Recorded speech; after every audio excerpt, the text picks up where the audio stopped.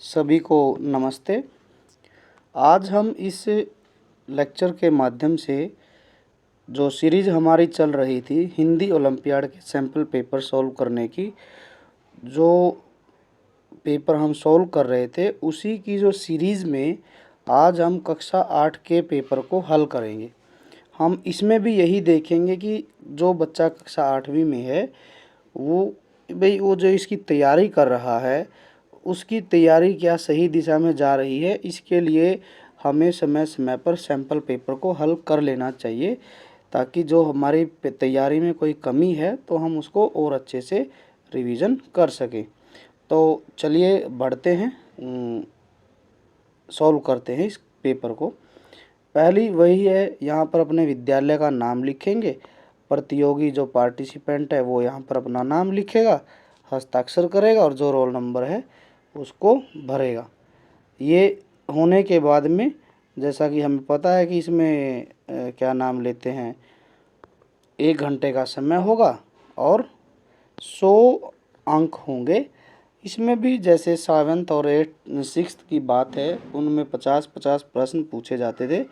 इसमें भी 50 प्रश्न पूछे जाएंगे, प्रत्येक क्वेश्चन 2 अंक का होगा और हमें कोई नहीं छोड़ना है, सारे के सारे क्वेश्चन हल करने हैं। चलिए शुरू करते हैं। पहला क्वेश्चन, भाषा के बारे में मैंने हर प्रत्येक वीडियो में बताया कि भाषा जो है उसके 3 भाग होते हैं, लिखित, मौखिक और एक सांकेतिक भी होता है। लेकिन यहाँ थोड़ा सा क्वेश्चन घुमाया गया है। भाषा के क्षेत्रीय रूप को क्या कहेंगे? क्षेत्रीय रूप को लिपि, बोली और मातृभाषा। ठीक है, देखो इसका उत्तर है बोली। बोली क्यों है? क्योंकि जो भाषा किसी सीमित दायरे में बोली जाए उसको हम बोली कहते हैं। ठीक है, और भाषा जो होती है वो बोली से विस्तार पूर्वक होती है। मतलब कि जो भाषा का जो एरिया होता है, एरिया मतलब बोलने का जो एरिया है, जितने क्षेत्र में भाषा बोली जाती है वो एरिया है ना, उसका बड़ा होता है भाषा का। ठीक है, और बोली जो है छोटे क्षेत्र में बोली जाती है। जैसे एक उदाहरण समझते हैं, हरियाणवी है। हरियाणवी भाषा नहीं होकर बोली है, लेकिन इसी के ही पास पंजाब प्रांत है। पंजाब में जो भाषा बोली जाती है वो है पंजाबी। ठीक है, तो और दूसरी क्या है विशेषता है बोली में और भाषा में, अंतर क्या है? बोली का अपना कोई साहित्य नहीं होता। ठीक है ना, मतलब बोली में, क्षेत्रीय भाषा में जो है किताबें, वहाँ का साहित्य ग्रंथ, बड़ी बड़ी किताबें नहीं छपी होती। लेकिन जो भाषा होती है उसमें साहित्य की रचना की जाती है। साहित्य की रचना मतलब किताबें, कहानियाँ, कविताएं और उपन्यास वगैरह लिखे जाते हैं, तो उसको भाषा बोलते हैं। भाषा का विस्तार ज़्यादा होता है बोली से, तो इसका आंसर होगा बोली। यही इसमें समझना था। मातृभाषा क्या होती है? वह भाषा जो कोई भी बच्चा सबसे पहले सीखता है उसको मातृभाषा भी कहते हैं। कोई भी पर्सन है, चाहे उसमें लड़का है लड़की है, जो भाषा वो सबसे पहले सीखेगा वही उसकी मातृभाषा कहलाएगी। तो हमारा जो आंसर है इसका वो है बी, बोली कहलाई जाएगी, जो भाषा सीमित क्षेत्र में बोली जाती है। ध्वनि चिन्ह क्या है? देखिए इसमें क्या समझना है कि जो ध्वनि के जो चिन्ह हैं उसके लिखने की कला, ठीक है, जो ध्वनि चिन्ह है उसके लिखने की कला ही क्या है? लिपि है। उन्हीं के बारे में पूछा। चिन्ह मतलब जो ये चिन्ह बनाया इस तरीके से, ये जो ये क बनाया, ऐसे घुमाया, पाई लगाई, शिरोरेखा लगाई, गोल गोल घुमाया, ये जो चिन्ह बनाया है हमने, इसी को ही लिपि कहते हैं। ठीक है, इसका उत्तर हो जाएगा लिपि। शब्द नहीं होगा, व्याकरण भी नहीं होगा, उत्तर क्या होगा? लिपि। अभी मैंने पहले ही क्वेश्चन में बात की थी, भाषा के रूप हैं। कितने रूप हैं? 3, लिखित, मौखिक और सांकेतिक। लिखित, मौखिक और सांकेतिक। तो आंसर दिया गया है 3, 2, 4, तो हमारा उत्तर क्या होगा? 3 उत्तर हमारा हो जाएगा। नेक्स्ट क्वेश्चन है, हम भाषा के नियमों को किसके द्वारा सीखते हैं। ये बात ध्यान रखिए कि कोई भी यदि हमें भाषा सीखनी है तो हर भाषा को सीखने के अपने नियम होते हैं। कोई भी भाषा सीखनी होती है तो उसमें पहले अल्फ़ाबेट सीखे जाते हैं, अल्फ़ाबेट से वर्ड बनाने सीखे जाते हैं और वर्ड से सेंटेंस बनाने सीखे जाते हैं, क्रम चलता है। और वो सारा काम जो होता है वो भाषा के नियमों के अंदर ही होता है। नियमों के बाहर जाके हम किसी भाषा को नहीं सीख सकते। और भाषा के जो नियम लिखे होते हैं वो किस में लिखे होते हैं, व्याकरण में। आप पढ़ते हैं कि सेंटेंस फॉर्मेशन कैसे होती है, कैसे सब्जेक्ट पहले आता है, कर्ता, कर्म, क्रिया, ये सब नियमों का खेल है। ठीक है, कोई भी भाषा होती है वो अपने नियमों में बंधी होती है और उन नियमों का जो रेगुलेशन होता है वो व्याकरण के थ्रू होता है। तो चौथे का आंसर हो जाएगा हमारा व्याकरण। पांचवा क्वेश्चन, कवि कविताएं सुना रहे हैं, सुना रहे हैं वाक्य में भाषा का कौन सा रूप प्रयुक्त हुआ है। कवि के द्वारा कविता सुनाई जा रही है, मतलब वो बोलकर सुना रहा है मुख से। यदि मुख से बोल के सुना रहा है तो मौखिक हो गई। इसके मैं एक दो उदाहरण और देना चाहूँगा। जैसे पीएम ने भाषण दिया, ठीक है, भाषण दिया, इसमें भाषण भी मौखिक ही भाषा का प्रयोग किया। रेडियो पर समाचार सुने, टीवी पर जो है क्या नाम लेते हैं, कोई फिल्म देखी है, उसमें जो भी रोल प्ले कर रहा है वो अपने डायलॉग वगैरह जो भी बोल रहा है वो सारे मौखिक भाषा के तहत यूज किए जाते हैं। लेकिन जहाँ पर भी कोई बात अपनी कोई भी है, दूसरा पर्सन यदि वो अपनी बात को, मन के विचारों को लिखकर प्रकट कर रहा है तो उसको हम लिखित भाषा कहेंगे। लेकिन यहाँ तो बोलने की बात हो रही है, सुना रहा है, तो यहाँ उत्तर हमारा क्या हो जाएगा, ग हो जाएगा, मौखिक। क्ष एक संयुक्त व्यंजन है, ये हमने हर वीडियो में बात की है, चर्चा की है। क्ष जो है एक संयुक्त व्यंजन है, किस किस के मिलने से बना है। देखिए, क्ष तो बनता है क और श से, ठीक है, जो इसका उत्तर है। कौन सा उत्तर है, ग वाला इसका उत्तर है। त्र बनता है त और र से, ये सारे संयुक्त व्यंजन है। ज बनता है ज और य से, और जो श्रविक वाला श्र है वो बनता है स और र से। इनसे सभी से अलग अलग संयुक्त व्यंजन बनते हैं। ये हो गया त्र, ये हो गया क्ष। ये चारों संयुक्त व्यंजन है। ये चारों क्या हैं, संयुक्त व्यंजन है। ये चारों क्या हैं, संयुक्त व्यंजन है।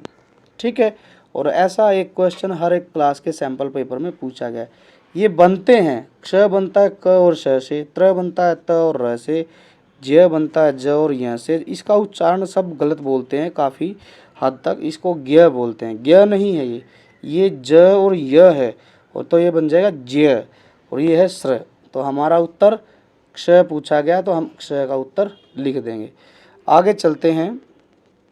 एक चिन्ह दिया गया है। चिन्ह क्या दिया गया है कि हम शब्दों के ऊपर कई शब्द ऐसे बनाते हैं जिनमें एक बिंदी लगी होती है। जैसे मैंने लिखा अंश या अंशु लिखा, ये जो बिंदी लगाते हैं इसका नाम पूछा गया है, और इसको हम हिंदी भाषा में नाम लेके बुलाते हैं, वो है अनुस्वार। ठीक है, ये क्या है, अनुस्वार।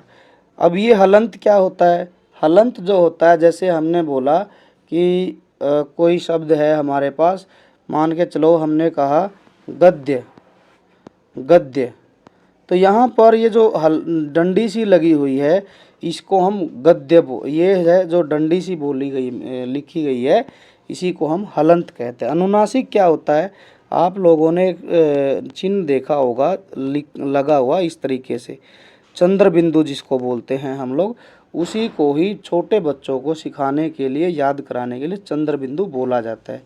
वास्तविक में उसका नाम चंद्र बिंदु नहीं है, ये नाम रख दिया क्योंकि ये चांद की तरह से गोल दिखता है। ठीक है, चंद्र का मतलब चांद होता है, बिंदी लगा दी तो इसलिए इसको चंद्र बिंदु बोलते हैं। लेकिन इसका सही वास्तविक नाम जो है वो है अनुनासिक। क्या है, अनुनासिक। इस तरीके से आप लोगों ने समझना है, बड़े ध्यान से पढ़ना है, क्वेश्चन को, एक एक क्वेश्चन को बिल्कुल ध्यान से समझना है, क्या क्वेश्चन की डिमांड की गई है, तभी हम उत्तर लगाएंगे, नहीं तो छोटी सी जल्दबाजी भी उत्तर को गलत कर देगी। इसलिए हमने एक एक शब्द को बड़े ध्यान से पढ़ना है और उत्तर को समझना है। अगला क्वेश्चन है 8वां, मक्का शब्द बना है, मक्का में आधा क है और पूरा क है। तो ये तो हमें पता ही चल गया, ये जिसमें ऐसे आधा क और पूरा क, या फिर आधा ल और पूरा ल, आधा च और पूरा च, ठीक है, इस तरीके के शब्द जो आते हैं लिखने में, जहाँ इनका प्रयोग किया जाता है तो वहाँ पर इनको द्वित्व व्यंजन बोलते हैं। तो इसका उत्तर क्या हो जाएगा, द्वित्व व्यंजन। अब अगला है वर्ण संयोजन, मतलब इनको जोड़कर लिखना है। तो हमें पता है आधा क है, री की मात्रा लगाएंगे प और न, शब्द बन गया हमारा कृपण। तो इसका आंसर हम देख लेंगे, ये भी गलत, ये भी गलत, और हमारा उत्तर है ख, कृपण। ज्ञान शब्द का वर्ण विच्छेद बताना है, ज्ञान शब्द का वर्ण विच्छेद बताना है। तो मैंने अभी ही बताया था, ज्ञ के टुकड़े करेंगे सबसे पहले, जिसको ज्ञ उच्चारण है इसका, ज्ञ बोलते हैं। तो इसका वर्ण विच्छेद करेंगे तो ज हलंत, य हलंत, ठीक है, और आ, और जो है न हलंत, और अब इसको ढूंढेंगे कहाँ लिखा हुआ है। पहले तो है ज और ये तो गलत हो गया, य नहीं आएगा, अय आएगा। फिर है ग और ये भी गलत हो गया। तो कौन सा बच गया, ज हलंत य हलंत आ। तो दूसरा इसका उत्तर है ख वाला। आगे चलते हैं, संयुक्त व्यंजन वाला शब्द है। संयुक्त व्यंजन वाला कौन सा शब्द है, ऋषि। ऋषि में संयुक्त व्यंजन नहीं है। ऋषि जो शब्द है इसमें तो ये तो स्वर है और ये व्यंजन है। यहाँ पर विश्राम शब्द में स्र आया है और यही इसका उत्तर है, क्योंकि स्र जो है संयुक्त व्यंजन वाला शब्द है। आगे चलते हैं, दो निकटवर्ती ध्वनियों के मेल से उत्पन्न विकार को संधि कहते हैं। विकार का मतलब होता है हिंदी में बदलाव, चेंज। जब हम दो ध्वनियों को, ध्वनि मतलब वर्ण को पास में लेके आए, उनसे जो परिवर्तन होगा, बदलाव होगा या फिर विकार होगा, उसे ही क्या कहते हैं, संधि कहते हैं। उसे ही क्या कहते हैं, संधि कहते हैं। इसका उदाहरण जो है, एक मैं उदाहरण लिखता हूँ, विद्या प्लस आल्य। यहाँ पर विद्या में भी आ है और यहाँ पर आल्य में भी आ है, तो इससे क्या बन जाएगा, आ बनेगा, ठीक है। दो जोड़ के लिखेंगे तो ये बन जाएगा हमारा विद्यालय, ठीक है। इस तरीके से यहाँ पर दो वर्ण जुड़े हैं, ठीक है, और वर्ण में भी कौन से, स्वर जुड़े हैं, उनके जुड़ने से क्या बन गया, आ बन गया है। तो इस तरीके से जो शब्द बना ये हो गया नया शब्द जो है विद्यालय। आगे है मनोरथ। मनोरथ का संधि विच्छेद करना है। संधि विच्छेद का मतलब होता है, जो संधि का मतलब होता है हिंदी में जोड़।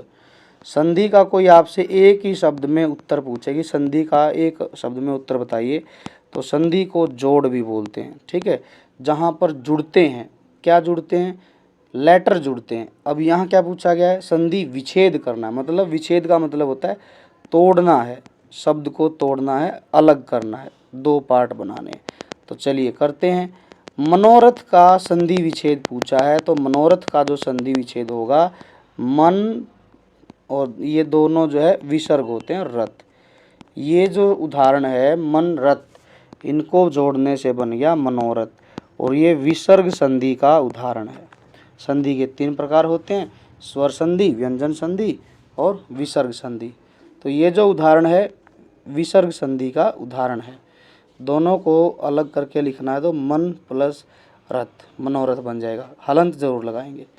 शाब्दिक अर्थ की जगह, नेक्स्ट क्वेश्चन है 14वां क्वेश्चन, शाब्दिक अर्थ की जगह नए और विशेष अर्थ वाले शब्द का जो बोध कराता है उसको क्या कहेंगे, योग रूढ़। इसका मतलब होता है कोई भी जब शब्द है वो अपना सामान्य अर्थ छोड़कर एक विशेष अर्थ के लिए प्रयोग किया जाए तो उसको योग रूढ़ कहते हैं। जैसे इसका एक उदाहरण मैं दे रहा हूँ, उदाहरण है पीताम्बर। पीताम्बर शब्द जो है इसका जो है अपना शाब्दिक अर्थ है पीताम्बर, ठीक है, लेकिन पीताम्बर किसी और विशेष अर्थ के लिए यूज होता है, ठीक है। वो क्या है, पीताम्बर का मतलब होता है जो पीले वस्त्र पहनता हो। जो पित्त का मतलब होता है पीला। पित्त जो है संस्कृत भाषा का शब्द है पित्त, और पित्त का मतलब होता है पीला, संस्कृत में पीला होता है। तो जो पीले वस्त्र पहनता हो उसको क्या कहेंगे, पीताम्बर। और ऐसे ही एक दिया गया है, क्या नाम है, पंकज। एक इसका उदाहरण है, सबसे अच्छा उदाहरण है पंकज। पंकज का मतलब होता है, पंकज में हम लिखेंगे कि पंकज जो शब्द है, पंक का मतलब होता है कीचड़, और ज का मतलब होता है जन्म लेने वाला। ज का मतलब जन्म लेने वाला। अब यहाँ से हम अनुमान लगा सकते हैं वाला, कि जो कीचड़ में जन्म लेता है, कीचड़ में तो जानवर भी होते हैं, छोटे छोटे कीड़े मकोड़े और भी विभिन्न प्रकार के पेड़ पौधे भी आपको पाएंगे। लेकिन पंकज जो शब्द यूज हुआ है वो किसी विशेष अर्थ के लिए यूज हुआ है, और वो इसका विशेष अर्थ होता है कमल। ठीक है, हम हर एक चीज़ जो पानी में, गंदे पानी में या कीचड़ में उगती है उसको पंकज को कमल नहीं कहेंगे।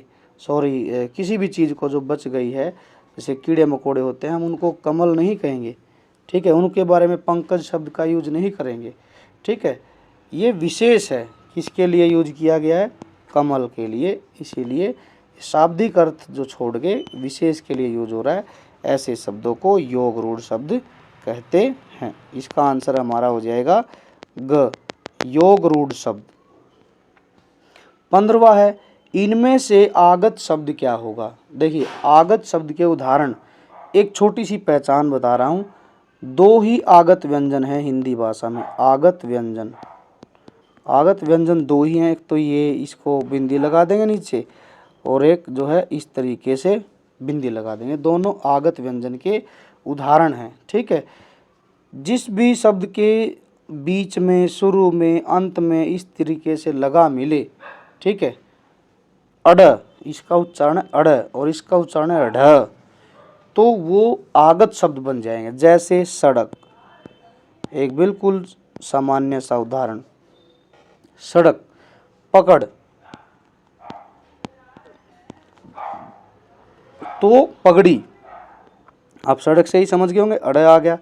तो इसका दूसरा उदाहरण जो पूछा गया आगत व्यंजन का, तो क्या हो जाएगा, पगड़ी, क्योंकि इसमें अड़ लगा हुआ है।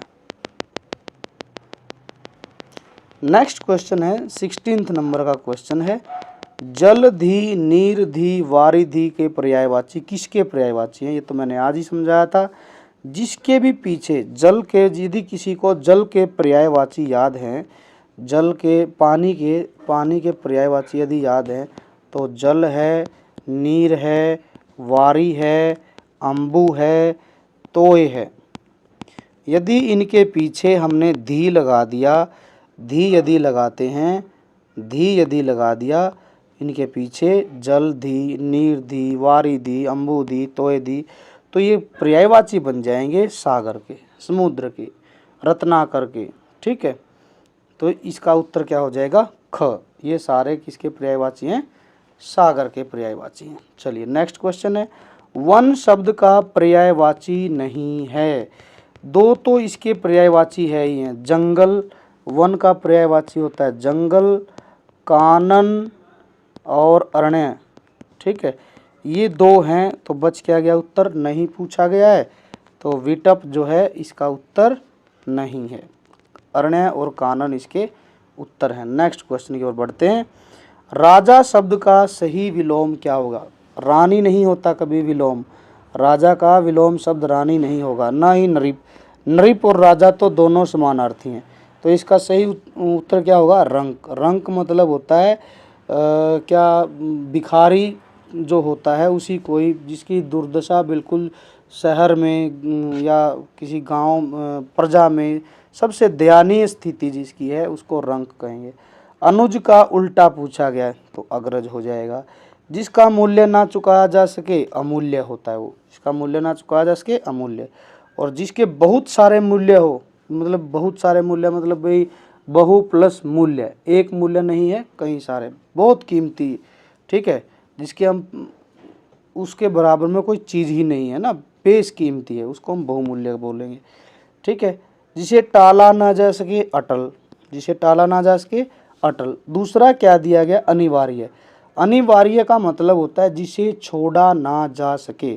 आप लोगों ने अपने बोर्ड के पेपर में देखा होगा कि उसके ऊपर लिखा रहता है सभी प्रश्न अनिवार्य हैं। अनिवार्य का मतलब होता है कि ये सारे क्वेश्चन आपको अटेम्प्ट करने हैं, इनको आप छोड़ नहीं सकते हैं। ठीक है, अनिवार्य का मतलब होता है जिसको छोड़ा ना जा सके। लेकिन इसका उत्तर क्या है? अटल। ये गलत है, इसका आंसर अटल इसका सही उत्तर हुआ। दुर्लभ का उचित शब्द समूह क्या है? दुर्लभ का मतलब होता है, लब जो है संस्कृत भाषा का शब्द है। ठीक है, लब का मतलब होता है पहुंच पाना। लब का मतलब क्या होता है? पहुंच पाना। ठीक है, और दू लगा दिया इसके आगे तो बन जाएगा दुर्लभ। और हिंदी भाषा में दू शब्द का प्रयोग किया जाता है कठिन के लिए। ठीक है, तो शब्द वाक्य जो शब्दों का समूह क्या बन गया? दू से मतलब होता है कठिन, पहुंच पाना। तो यहाँ देखते हैं कठिन और पहुंच पाना कहाँ लिखा है? जहाँ पहुँचा ना जा सके, ये तो गलत हो गया। जो कठिन से प्राप्त हो, यही इसका उत्तर है। दू का मतलब होता है बिल्कुल कठिन या मुश्किल, और लब का मतलब होता है मिलना। लब का मतलब होता है मिलना। ठीक है, दुर्लभ का मतलब होता है मिलना। तो इसके हिसाब से क्या बन गया? दुर्लभ, जो कठिनता से प्राप्त हो। ठीक है, पहुंचना जो होता है ये थोड़ा सा गड़बड़ हो गई। गम का मतलब होता है जाना, और ये दो गम जो है धातु है, और लब भी धातु है। लब का मतलब होता है मिलना। आप लोगों ने एक शब्द और सुना होगा, दुर्गम। दुर्गम का मतलब होता है जहाँ कठिन, पहुँचना कठिन हो। गम लग गया। ठीक है, गम धातु होती है, तो इस हिसाब से शब्द बन गया दुर्गम। और दुर्लभ का मतलब होता है जहाँ जो कठिनाई से प्राप्त हो। भूतपूर्व शब्द के लिए सही विकल्प क्या होगा? भूतपूर्व का मतलब होता है जो बात पुरानी हो गई है, जो घटना पहले घट चुकी है। आप लोगों ने देखा होगा भूतपूर्व खिलाड़ी, भूतपूर्व सैनिक। ठीक है, तो इस तरीके से लिखा होता है। ठीक, तो मतलब वो अपनी नौकरी या अपना खेल पूरा कर चुका है। जो भविष्य में होगा बिल्कुल नहीं, जो अभी हुआ है नहीं, जो पहले हुआ है, यही इसका उत्तर है। ख उत्तर हो जाए। भूतपूर्व का मतलब होता है जो पहले हुआ हो, भूतपूर्व। कपाट, कपाट और कपट। कपट का मतलब होता है छल, और कपाट का मतलब होता है दरवाजा। जहाँ पर हमें ये उत्तर मिले वही आंसर ठीक है। छल और दरवाजा, ये रहा बी इसका आंसर है। कपट का मतलब छल, कपाट का मतलब दरवाजा। सबसे डैश दौड़ने वाले को पुरस्कृत किया जाएगा। दोनों दे रखे हैं, तेज और तेज। इन दोनों में सिर्फ इतना ही अंतर है, ये साधारण तेज लिखा गया और ये लिखा गया है, इसमें एक बिंदी लगाई गई है जिसको हम नुक्ता बोलते हैं। इस बिंदी को क्या बोलते हैं? नुक्ता। और यही इसका आंसर है। ठीक है, नुक्ता जो वाला जो शब्द है वही यहाँ पर भरा जाएगा। सबसे तेज दौड़ने वाले को पुरस्कृत किया जाएगा। घट शब्द का अर्थ नहीं है। घट, घट जो है ये हम बात करें, घट जो है संस्कृत का शब्द है जिसका एक मीनिंग होता है घड़ा। ठीक, और एक मीनिंग होता है अंतरात्मा, है ना। कई बार हम लोगों ने सेंटेंस सुना होगा कि मेरे तो घट में राम जी बैठे हुए हैं, है ना। घट मतलब हृदय, है ना। घट हृदय, और घड़ा तो क्या बच गया? शरीर। ये गलत हो गया। ठीक है, आगे है दक्षिण शब्द का अर्थ नहीं है। दक्षिण भी जो है संस्कृत भाषा का तत्सम शब्द है। दक्षिण जो है तत्सम शब्द है। अब इसके दो अर्थ होते हैं, एक तो होता है दिशा, दक्षिण दिशा, और एक होता है दाहिना, है ना। एक क्या होता है? दाहिना। तो दक्षिण का तत्सम से तद्भव बनाएंगे तो दाहिना होगा, और दिशा के बारे में पूछा जाए तो दक्षिण दिशा। तो इसका उत्तर क्या नहीं है? उत्तर क्या नहीं है? क इसका उत्तर नहीं है। क वाला सही है इसका उत्तर, कि यही गलत है। दक्षिणा, दक्षिणा जो होता है उसको दान को बोलते हैं। दक्षिणा क्या होता है? दान। तो यही इसका टिक करना पड़ेगा हमें। 28वां, किस शब्द में प्र उपसर्ग नहीं है? प्र प्लस गति। तो ये तो सही है क्योंकि ये मूल शब्द है, और मूल शब्द में क्या जुड़ा है? प्रत्यय। तो ये सही है। नहीं पूछा गया है, हमें ढूंढना है प्रबल, प्र प्लस बल। ठीक है, यहाँ मूल शब्द भी है तो ये भी ठीक है। तो नहीं वाला पूछा गया, मैं फिर से रिपीट कर रहा हूँ, नहीं वाला पूछा गया, नहीं, तो ये बच गया। फिर दो तो हैं प्रश्न और ये सॉरी प्रगति और प्रबल, तो उत्तर ठीक है इसके, लेकिन पूछा क्या गया, नहीं है, तो ये हमारा आंसर हो जाएगा प्रश्न। आ उपसर्ग से बना शब्द है, आ से, इनके टुकड़े करके देखेंगे। आध्यात्म जो बना है वो बना है अधि प्लस आत्म, अधि में आत्म जोड़ देंगे तो बन जाएगा अध्यात्म, तो इसी में ही जो है आ नहीं आया, तो यही इसका सॉरी पूछा है बना है, तो ये तो नहीं बना, अधि आत्म हो गया। ठीक है, तो कौन सा बच गया फिर, आवास, आ प्लस वास, वास मतलब ठहरना रुकना, ठीक है, आश्रय स्थल मिलना, ठीक है, उसको बोलते हैं वास, ठीक है, आवास, तो इसका उत्तर क्या हो जाएगा, आवास। डिबिया शब्द में कौन सा प्रत्यय जुड़ा है, ठीक है, डिब्बा में इया प्रत्यय जुड़ा है, डिब्बा में इया प्रत्यय जुड़ने से बना है डिबिया, तो हमारा उत्तर क्या हो जाएगा, सी उत्तर हो जाएगा डिबिया। बचपन में मूल शब्द क्या है, बचपन जो बना है बच्चा प्लस पन, ठीक है, तो बचपन मूल शब्द पूछा है, तो हमारा आंसर क्या हो गया, ख हो गया, बचपन, बच्चा प्लस पन। अपमानित जो शब्द है इसमें मूल शब्द क्या है और प्रत्यय का योग बनने से क्या बना है। अब देखो मूल शब्द पूछा है और प्रत्यय पूछा है। अपमानित शब्द में एक तो मूल शब्द है, एक उपसर्ग है और एक प्रत्यय भी है। अपमान में अप उपसर्ग है, मान मूल शब्द है और इत प्रत्यय है। तो यहाँ पूछा क्या गया है, शब्द में मूल शब्द व प्रत्यय का योग है। देखो यहाँ अपमान प्लस इत दिया गया, यहाँ पर अपमान इत। अब यहाँ दोनों कंडीशन हमने देखनी है। मूल शब्द पूछा है, मूल शब्द पूछा है तो मान है और प्रत्यय पूछा है तो इत है, तो हमारा आंसर यही हो जाएगा, ग वाला सही उत्तर हो जाएगा। अप उपसर्ग मान प्रत्यय ओ सॉरी मूल शब्द और इत प्रत्यय। 33वां क्वेश्चन क्या कहता है, प्रत्येक व्यक्ति को अपने स्वास्थ्य का ध्यान रखना चाहिए, इसका बी आंसर हो जाएगा। सम्राट का स्त्रीलिंग सम्राज्ञी, पहला ही आंसर इसका सही है, सम्राज्ञी। पकवान शब्द का लिंग है, पकवान, पकवान जो है कौन सा शब्द है, पुल्लिंग है या स्त्रीलिंग है, तो पकवान जो शब्द है पुल्लिंग है। इसकी पहचान कैसे करेंगे, है ना, तो हम इसका अनुमान ऐसे लगाएंगे, मम्मी हमें जब भी हम घर में बोलते हैं कि मम्मी आज कुछ बना लो, है ना, तो मम्मी एक शब्द बोलती है, हाँ मैं तेरे लिए पकवान बना रही हूँ, है ना, तो क्या बनाया मम्मी, पकवान बनाया, है ना, पकवान बनाया, है ना, क्या पकवान बना है। तो यहाँ पर पकवान शब्द से ही लास्ट में जो क्रिया डिसाइड हो रही है और जो क्रिया जो यूज हो रही है वो पुल्लिंग में यूज हो रही है ना, तो इस हिसाब से क्या बन जाएगा इसका उत्तर, पुल्लिंग। पकवान जो शब्द है वो कैसा शब्द है, पुल्लिंग शब्द है। हस्ताक्षर का प्रयोग होता है सदा, हस्ताक्षर का प्रयोग होता है सदा बहुवचन में, बहुवचन, ठीक है, बहुवचन के तौर पर हम हस्ताक्षर का प्रयोग करते हैं। देखो कुछ ऐसे शब्द होते हैं जो सदैव सदैव सदैव सदैव बहुवचन में प्रयोग होते हैं, उनमें जैसे समाचार जो शब्द है वो बहुवचन प्रयोग होता है, बाल है, प्राण है, आंसू है, प्रजा है, ठीक है, ये मैं कुछ शब्द लिख रहा हूँ, समाचार, ये शब्द जो है हमेशा किस में प्रयोग होगा, बहुवचन में, बाल, प्राण, आंसू, प्रजा, ये शब्द जो है हमेशा बहुवचन के तौर पर प्रयोग होते हैं। तो यहाँ पर हस्ताक्षर दिया गया है तो ये हमेशा जो है हस्ताक्षर जो शब्द है वो बहुवचन के तरीके से यूज किया जाता है। पंचतंत्र की डैश रोचक और शिक्षाप्रद हैं। देखो इसका आंसर कैसे फाइंड आउट करेंगे भाई, इसमें कहानी आएगा या कहानियाँ आएगा। देखो हम इसको पकड़ेंगे, यदि ह सिंपल ऐसे वाला दे रखा है तो वहाँ तो आएगा एक वचन।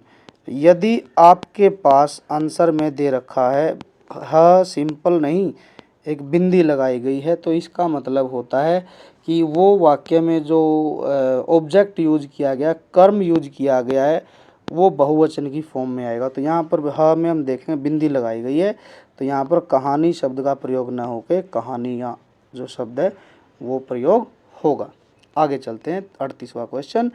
कार्तिक का काम पूरा हो चुका है, यहाँ संबंध है, ठीक है। कार्तिक का किसके साथ संबंध है? कर्म के काम के साथ में, तो यहाँ पर संबंध कारक बन जाए। कार्तिक का काम है ना, मेरा घर मेरे से संबंध है ना। कार्तिक का काम, रेखा की गाड़ी, सुनील का चरखा, तो ये जो इस तरीके से संबंध है ना। चरखे के साथ किसका संबंध? सुनील के साथ। रेखा की गाड़ी, गाड़ी का संबंध किसके साथ है? रेखा के साथ। सुनील की पुस्तक, तो जहाँ का, के, की का प्रयोग हो रहा है वहाँ पर संबंध कारक का प्रयोग होगा। आगे चलते हैं, 39वां क्वेश्चन है, अपादान कारक वाला वाक्य कौन सा है? अपादान कारक वाला वाक्य हमने बताना है। इसका जो पहला जो वाक्य है, राम कलम से लिखता है। देखिए यहाँ पर लिखने के लिए कलम की सहायता ली गई है, तो ऐसे केस में यहाँ पर कर्ण कारक हो गया। और इसी तरह से रमन ने पेंसिल से चित्र बनाया है, तो यहाँ पर भी कर्ण कारक हो गया। तो उत्तर कौन सा बच गया? रश्मि प्रतिभा से लंबी है, तो यही हमारा अपादान कारक का उदाहरण है। एक बात और मैं बताना चाहूँगा कि अपादान कारक कहाँ कहाँ होगा। अपादान कारक की कुछ पहचान है। जहाँ वाक्य में अलगाव की स्थिति का पता चले, या फिर जो है तुलना की जाए, जैसे कि इस वाक्य में की गई है, तुलना की गई है। प्रतिभा से लंबी कौन है? रश्मि है। और इसके अलावा यदि डराने का भाव है तो वहाँ भी अपादान कारक यूज होता है। और इसके अलावा जो है अलग होने का भाव है, निकलने का भाव है, या फिर लज्जा आने का भाव है। यदि ऐसे कोई वाक्य का प्रयोग हो रहा है, में शब्दों का प्रयोग हो रहा है, तो वहाँ पर अपादान कारक का प्रयोग होगा। यहाँ पर इसकी विभक्ति में भी से ही लगता है, ठीक है, लेकिन से का प्रयोग अलग होने की स्थिति में किया जाता है, डराने के भाव में किया जाता है, लज्जाने के भाव में, ठीक है। जैसे निकलने का भाव है, जैसे गंगा हिमालय से निकलती है, मतलब गंगा अलग हो रही है हिमालय पर्वत से। बच्चा सांप से डरता है, मतलब वहाँ डर का भाव आ गया, ठीक है। लज्जाने का भाव है, बहू सास से लज्जाती है ना, तो शर्माती है, यहाँ लज्जा का भाव आ गया है। राम श्याम से बड़ा है, तो यहाँ पर तुलना आ गई। इस तरीके के जो वाक्य होते हैं वहाँ पर अपादान कारक का प्रयोग होता है। आगे जो क्वेश्चन दिया गया है, 40वां क्वेश्चन है, मनीला अपने आप ही चली गई। सर्वनाम का भेद बताना है। अपने आप, ठीक है, स्वयं एक शब्द है, स्वयं, खुद, अपना, ठीक है। यहाँ यदि कोई ऐसा शब्द यूज हुआ है वाक्य में, अपने आप से चली गई, अपने आप कर लूँगा, मैं अपना काम खुद कर लूँगा, मैं अपने आप से चला जाऊँगा, मैं अपनी जो है गाड़ी ले जाऊँगा, तो ये जहाँ पर अपनेपन का भाव होता है वहाँ पर निजवाचक सर्वनाम का प्रयोग होता है। आगे जो क्वेश्चन है, पल्लव जो शब्द है विशेषण बनाना है, उससे बनता है पल्लवित, ठीक है। पल्लव से क्या बनेगा? पल्लवित। अगला क्वेश्चन है, माता जी भोजन बनाती है। यहाँ पर बताना है अकर्मक क्रिया है या सकर्मक है या द्विकर्मक। द्विकर्मक में तो दो कर्म होते हैं, यहाँ तो एक ही है, ठीक है। भोजन तो द्विकर्मक तो है नहीं। जब क्रिया के साथ में कर्म का प्रयोग होता है तो वो सकर्मक क्रिया होती है, ठीक है। तो हमारा उत्तर क्या हो जाएगा? सकर्मक क्रिया। इसकी पहचान हम ऐसे कर सकते हैं, मुख्य क्रिया से पहले क्या लगा के देख लेंगे, तो यदि वहाँ पर कर्म निकल रहा है तो सकर्मक क्रिया होगी। वर्तमान काल के भेद कितने हैं? देखिए, वर्तमान काल के भेद जो छोटी क्लासों में पढ़ाए जाते हैं 7th 8th तक, वहाँ पर 3 लिखवाए जाते हैं। और वो 3 कौन से होते हैं? उन 3 में हम प्रयोग करते हैं कि एक तो होता है इसका एक मिनट रुकिए, सामान्य वर्तमान काल, और एक होता है पूर्ण वर्तमान काल, और एक होता है संदिग्ध वर्तमान काल। तो कक्षा 8वीं के लेवल पर इसका उत्तर हो जाएगा 5 नहीं, 4 नहीं, तो उत्तर क्या होगा 3। तो यही हमारा उत्तर है, वर्तमान काल के 3 भेद होते हैं।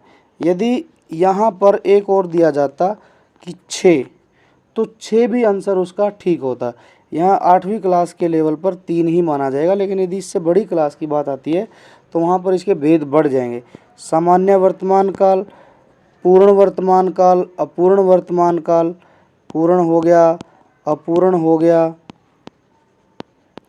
ठीक है। सामान्य जो है क्या नाम लेते हैं, वर्तमान काल हो गया, पूर्ण हो गया, अपूर्ण हो गया, एक संदिग्ध हो जाएगा, संदिग्ध वर्तमान काल, इसके बाद में संभाव्य वर्तमान काल, और इसके बाद में जो होगा तात्कालिक वर्तमान काल, ठीक है। तो 6 भी भेद होते हैं, लेकिन 8वीं क्लास पर इसका आंसर 3 ही होगा। तो हम इसका आंसर क्या लगाएंगे, 3, ये इसका आंसर होगा। तुम कम बोलो, कम बोलने की मात्रा की बात कीजिए, स्थान की भी नहीं, ढंग की भी नहीं। ढंग, रीति का मतलब होता है ढंग। यदि यहाँ पर ऐसे आता तुम मीठा बोलो, है ना, तुम कड़वा मत बोलो, तो कड़वा, मीठा, तीखा, ये जो है रीति बताते हैं। तो यहाँ पर किसकी बात हुई, मात्रा आ गई है, और मात्रा किस में काउंट करते हैं, परिमाण में। तो हमारा उत्तर क्या हो जाएगा, ए हो जाएगा, परिमाणवाचक, ठीक है, क्रिया विशेषण। आगे बढ़ते हैं, आगे का क्वेश्चन है 45वां क्वेश्चन। बिल्ली पेड़ के नीचे बैठी है, इस वाक्य में अंश बताना है, कौन सा प्रयोग हुआ, क्रिया विशेषण है या समुच्चयादिबोधक है या फिर संबंध बोधक है। देखो क्या नाम लेते हैं, यहाँ क्रिया विशेषण तो है नहीं, क्योंकि क्या नाम लेते हैं, यहाँ पर रीति की और परिमाण की और स्थान की बात जो है नहीं की गई है, यहाँ पर संबंध है, ठीक है। संबंध बोधक की बात हुई है। संबंध बोधक एक प्रकार होता है अव्यय का, उसकी बात हुई है। तो हम यहाँ पर इसका उदाहरण जो है, जो के नीचे जो अंडरलाइन किया गया है, वो संबंध बता रहा है किसका, बिल्ली के और बैठने के बीच में, है ना। बिल्ली जो है बैठी है किसके नीचे, पेड़ के नीचे, ठीक है। क्रिया पेड़ के नीचे का बैठने का संबंध किसके साथ है, बिल्ली के साथ में। तो यहाँ पर प्रयोग होगा संबंधवाचक। आगे जो दिया गया गद्यांश है, गद्यांश दिया गया है, चलो पढ़ते हैं। गद्यांश को ध्यान से पढ़ना और इसके उत्तर इसी में लिखे होते हैं, और यहीं से हमने ढूंढ के उत्तर को टिक करना है। एक बार स्वामी विवेकानंद जापान में रेल से एक स्थान से दूसरे स्थान पर यात्रा कर रहे थे। रास्ते में उनकी फल खाने की इच्छा और इधर उधर भूख खोजने पर फल नहीं मिले, तो उनके मुंह से निकला, यह जापान कैसा देश है, यहाँ फल भी नहीं मिलते। उनके पास बैठे एक जापानी युवक के कानों में ये शब्द पड़े तो उन्हें बुरा लगा। अगले स्टेशन पर वह उतरा और थोड़ी ही देर में जब लौटा तो उसके हाथों में फलों की टोकरी थी। बड़े प्रेम से उसने वे फल स्वामी जी के सामने रख दिए। स्वामी जी ने मुस्कुराकर उसे धन्यवाद कहा, फिर पूछा, इन फलों के दाम कितने हैं। नौजवान ने धीमे स्वर में कहा, बस स्वामी जी, इतने ही कि आप भारत जाकर यह न कह दे कि मेरे देश जापान में फल नहीं मिलते। क्योंकि देखो यहाँ पर फलों का मूल्य इम्पोर्टेंट नहीं है, स्वामी जी के द्वारा कहे गए शब्द इम्पोर्टेंट है। सपोज दैट यह आदमी उसको फलों की टोकरी न देकर ऐसे ही चला जाता शर्म का भाव लेकर, तो शायद हो सकता था स्वामी विवेकानंद जी जब भारत आते तो भारत में प्रचार प्रसार में यही बोलते कि मैं एक ऐसे देश में घूम के आया हूँ जहाँ पर फल नहीं मिलते, और उसको जापान कहते हैं। तो जापान की बहुत बेइज्जती हो जाती। तो इसी बेइज्जती से बचने के लिए उस आदमी ने पैसे नहीं लिए, ठीक है, क्योंकि उसके लिए अपनी बेइज्जती से ज़्यादा देश जो है सर्वोपरि है, और यही नियम भी होता है। जहाँ भी व्यक्तिगत भावना की बात आती है और देश की भावना की बात आती है, तो प्रत्येक नागरिक अपने देश को चुनता है, ठीक है। तो ये भाव भी इस पैसेज में दिया गया। तो हम पढ़ते हैं क्वेश्चन। स्वामी जी एक स्थान से दूसरे स्थान की यात्रा किस प्रकार कर रहे थे, रेल से, पैदल चलकर, बस से, तो हमने पढ़ा है रेल से इसका उत्तर है। स्वामी जी निराश क्यों हो गए, क्योंकि उन्हें फल मिले ही नहीं थे, तो खोजने पर फल नहीं मिलने के कारण स्वामी जी निराश हो गए। 48वां क्वेश्चन है, स्वामी जी की बातें सुनकर जापानियों को कैसा लगा? जाहिर सी बात है, यदि कोई हमारे देश के बारे में भी ऐसा बोलेगा तो हमें भी बुरा लगेगा। तो स्वामी जी की बात सुन के जापानी युवक को बुरा लगा। युवक के कार्य में हमें झलक मिलती है, क्या सीख दी है? देश प्रेम की। जहाँ देश प्रेम की बात आती है, देश सर्वोपरि होता है, वहाँ हम अपने निजी हित को भी त्याग देते हैं, क्योंकि देश यदि सही सुरक्षित है, देश की अच्छाई अब दूसरे देश में जा रही है, तो हम भी उसकी वजह से अच्छे बन रहे हैं। और यदि देश के बारे में कोई हमारे देश के बारे में गलत बोलता है तो उसका इम्पैक्ट हमारे ऊपर भी पड़ता है। ठीक है, तो जापान के जो नागरिक था उसने पैसे भी नहीं लिए, सिर्फ इसलिए कि क्योंकि उन फल के द्वारा ही ये पता चला कि वो अपने देश से कितना जुड़े हुए हैं, कितना लगाव है। ठीक है, तो यहाँ पर आंसर हो जाएगा हमारा देश प्रेम की भावना झलक रही है। उसने फल स्वामी जी के सामने रख दिए में वाक्य में संबंध बोधक क्या है? तो इसमें जो प्रयोग किया गया है संबंध बोधक के रूप में, तो यहाँ ये शब्द दिया गया के सामने। उसने तो हो जाएगा सर्वनाम, रख देना होता है क्रिया। ठीक है, तो एक ही ऑप्शन बच गया, के सामने, ये सर्वनाम है। ठीक है, तो ये भी नहीं पूछा है, तो उत्तर क्या हो गया? के सामने इसका उत्तर हो गया। संबंध बोधक के अलग अलग उदाहरण है, के सामने, ठीक है, की ओर, के पास, के दूर, और के भीतर, के बाहर, के पीछे, के नीचे, के ऊपर, के आगे, ये सारे संबंध बोधक के ही उदाहरण हैं। तो ये हमने पूरा पेपर सोल्व कर लिया है। अच्छे क्वेश्चन पूछे गए हैं, ग्रामर थोड़ी डीपली पूछी गई है। जैसे जैसे ओलंपियाड का लेवल बढ़ रहा है वैसे वैसे क्वेश्चनों का लेवल भी धीरे धीरे बढ़ रहा है। हालांकि यदि आप तैयारी थोड़ी सी भी करेंगे अच्छे से तो आपका ओलंपियाड का पेपर निकल जाएगा, और मैं उम्मीद करूँगा कि आप लोग अपनी तैयारी बड़े अच्छे से कर रहे हैं और करते भी रहेंगे। तो आज के लिए इतना ही, मिलेंगे नए पेपर के साथ में। तब तक के लिए बाय, थैंक यू, एंड अच्छे से मन लगा के पढ़ो। धन्यवाद।